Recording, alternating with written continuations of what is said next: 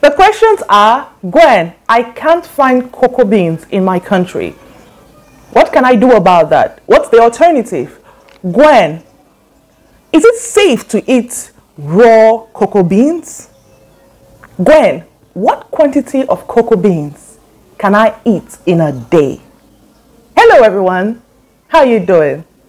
Are you okay? I'm doing awesome. Thanks for joining again.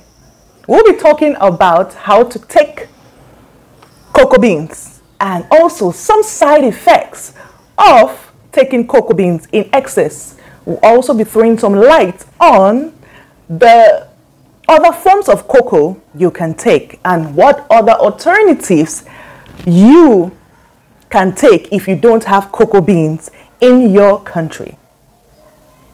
Let's go in. Cocoa beans is an amazing plant, and I'm doing this video for those who watch my previous video on the sexual health benefits of cocoa. Cocoa has amazing properties and benefits for our sexual health, and especially for men. It's very good for men. And I've had so many questions coming in through email under the comment section of that video asking me this or that, asking me this or that. So I'm doing this video because I love you. So how do we take cocoa? Or how can we consume cocoa? Now, there are different forms of cocoa. I mean, you can have it in its raw state, in its fried or roasted state, in its powder form, in its processed form. But before we even dive into that, let's walk through the process of how to process the cocoa from the tree to the raw form. When you harvest a cocoa pod, or when you buy a cocoa pod, you break it open. You can use a knife or you can crack it on a stone. We crack it on a stone. We crack it on a stone. We don't have time to be using knives and all that, like I see what some people do on their own channels. We don't have that time. We crack it on the stone, we take it out, and when you take it out, you would see it's in a pulp. It has pulps around it. So what you do is you take it out, you see some white covering on top of it. You take it, put it in a container, close the container and allow it to ferment for 2 to 3 days. After it has fermented, you take it out and you wash it repeatedly. Now, after washing, you sun dry it for like 5 to 7 days, depending on the intensity of sunlight in your country. You can stretch it out to 2 weeks or a week and a half. Because in some countries, the UV light or the intensity of sunlight, the sun rays are very high. So they can dry cocoa for a shorter period of time. But if you are in a subtropical climate or in an environment, in a climate where it's not very hot, you can stretch it out to 2 weeks. I know some people will be asking me, what if we don't have enough sun? Can I put it in an oven or can I put it in a desiccator? Yes, you can, but it's better you sun dry it if you want to use it in its raw form. Now, when you sun dry it after it's dried, then you can consume it. It's perfect for consumption. Now, consuming large quantities of raw cocoa beans, and when it's in its raw state, it's called cacao, may have side effects. So if you are consuming it in its raw state, make sure you take 1 to 3 a day. Now we go to the next form of cocoa, a form which you can consume, the fried or the roasted state. You can actually take the raw cocoa beans that you bought or that you processed and put it in a frying pan without oil and just fry it. Or you can put it in an oven tray and stick it in an oven, put it on low heat. Then when you take it out, you can consume. Make sure you don't get it burned. And to consume it, you could actually crack, some people crack that casing, the cocoa casing that is on the cocoa bean. Some people remove that casing and consume what's inside, while some just consume it that way. Now we are going to the third form of cocoa beans that you can consume, and that's the caramelized form, or the caramel cocoa beans. Now you can take your roasted or fried cocoa beans and then make it into a nice snack which you can consume at home or at your office or whenever you're out. How do you do it? You actually take, some people use honey, some people use brown sugar, some people use white sugar. But then you have to control your intake of sugar, especially if you are diabetic, type 2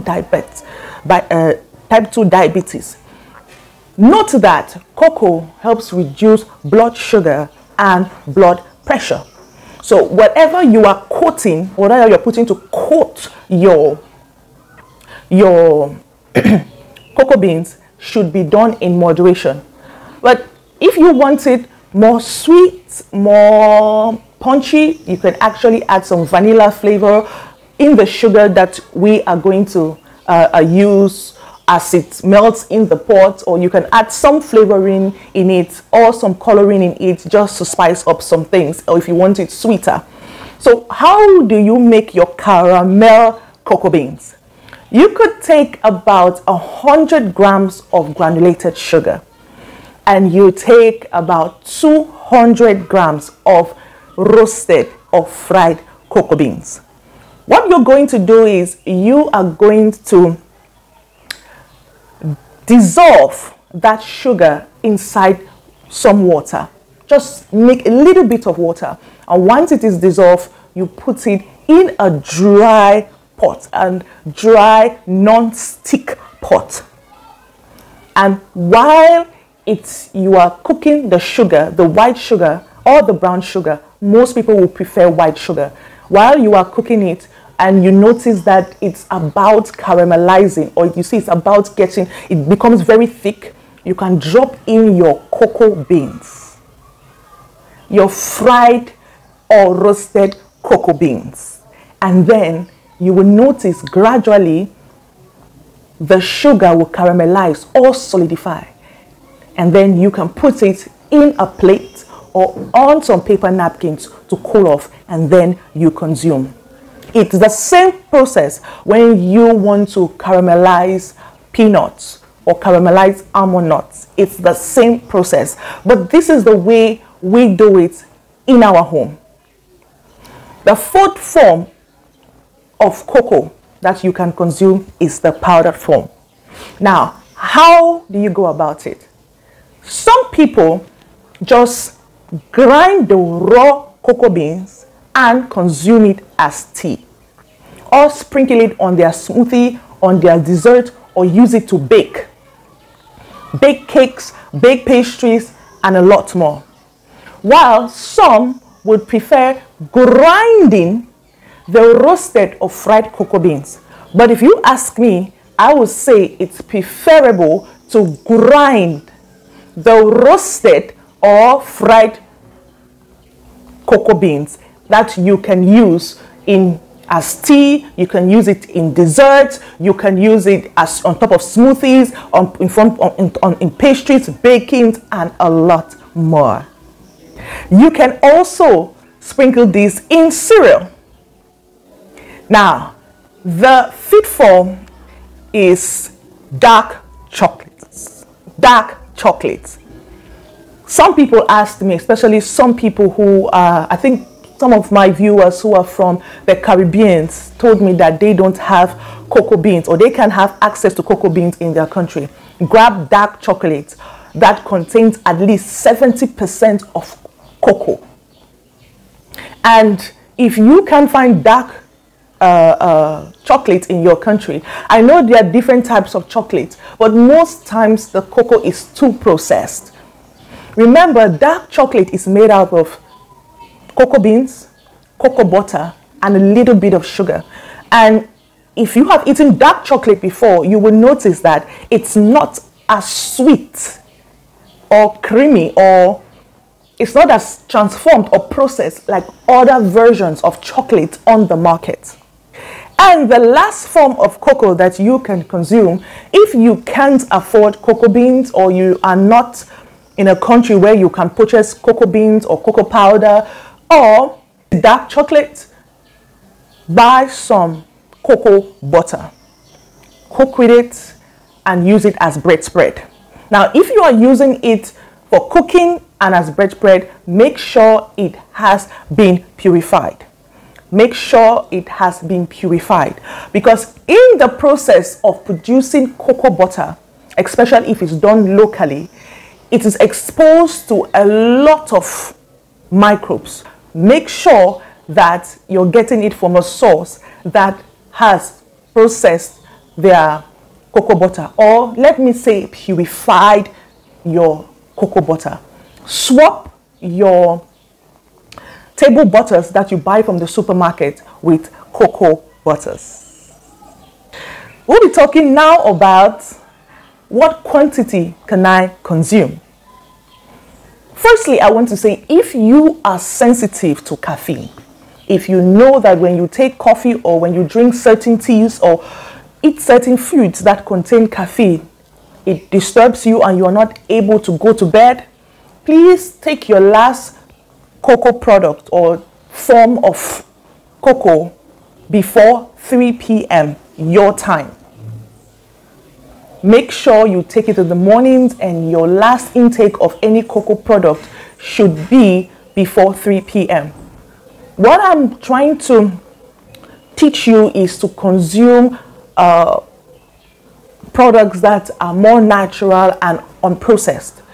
And this is supposed to enhance our health, to prevent us from going to the hospital, lying in the sick bed, or taking pharmaceutical drugs day in, day out, or spending our money on consultations while we have the power of nature in front of us. So if you are sensitive to caffeine, please take it before 3 p.m. And if you are not sensitive to caffeine, you can take 5 cocoa beans in the morning and 5 in the evening. Please make sure that you don't exceed a lot. You don't take too much cocoa beans, because excess of it can actually be irritating to you and cause allergies. Cocoa powder. How do you take cocoa powder? Make sure you don't take more than 40 grams of cocoa powder in a day. That's about approximately 4 to 6 teaspoons of cocoa powder. You can take it morning and evening before you go to bed if you are not sensitive to caffeine. If you can take caffeine at 9 p.m. and still sleep deep, no problem. But if you are sensitive to caffeine, please take your last cup of hot chocolate before 3 p.m. Now, a lot of people are going to ask me, Gwen, can I just purchase the hot chocolate that I find in my supermarket? Yes, you can, but it's so processed. If you look at the ingredients, you will see that a lot has been added to it. You have a lot of, some have cornstarch, some has milk powder, some have sugar, some have preservatives, some have a lot of things. We are trying to minimize our intake on processed foods that have a huge impact on our health. Is cocoa amazing for our health? Yes. Is cocoa beneficial to our health? Yes. How can I take it then? Should I take it 365 days in a year, every day, all day? And the answer is no. Everything that is good and healthy for us, that enhances us, that is a tea, a herb, or a spice, if taken in excess, becomes toxic to us. I'm going to advise you to take these forms of cocoa I have mentioned for 2 months, and you can give a period of rest. You can halt for a period of 1 month, and then you start over again in the 3rd month, and you do it continuously for the rest of the year. Trust me, if you take these forms of cocoa for a very long period of time, it's really going to play on your health.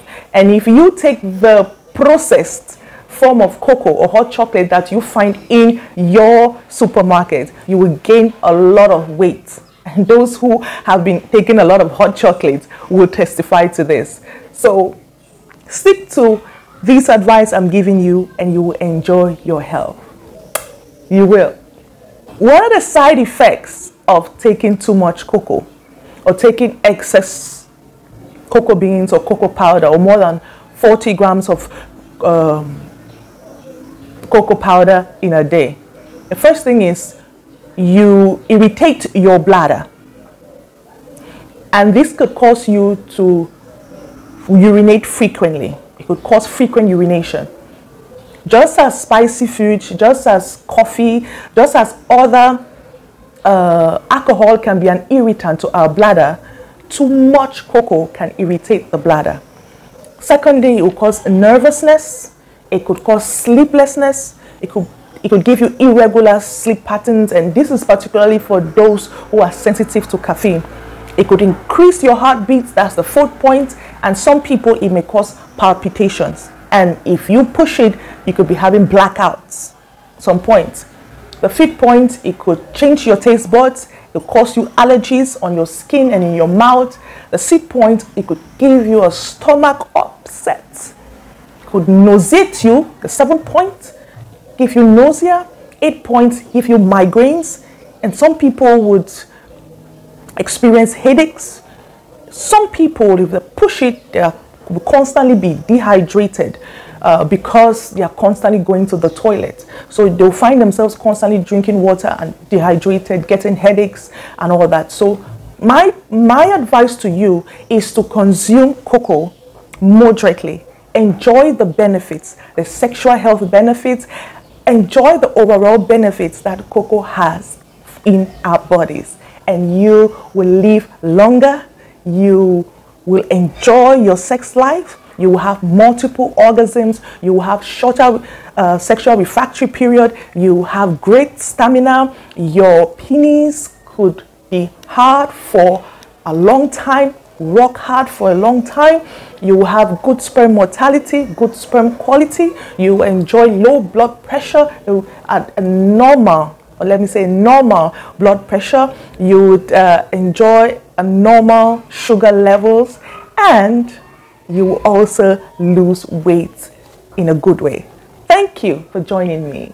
And if you enjoy my content, and if you stumbled on this channel for the first time, please support by smashing that subscribe button and turning on that notification bell. Thank you for liking and sharing if you have been doing so, but if you haven't done so, please do me the pleasure. Show me some love by sharing and always commenting on my videos. I am so grateful for all your support. I would never have been this level, have grown to this level without you. I just want to tell you, I love you, I love you, I love you. God bless you immensely. Bye-bye.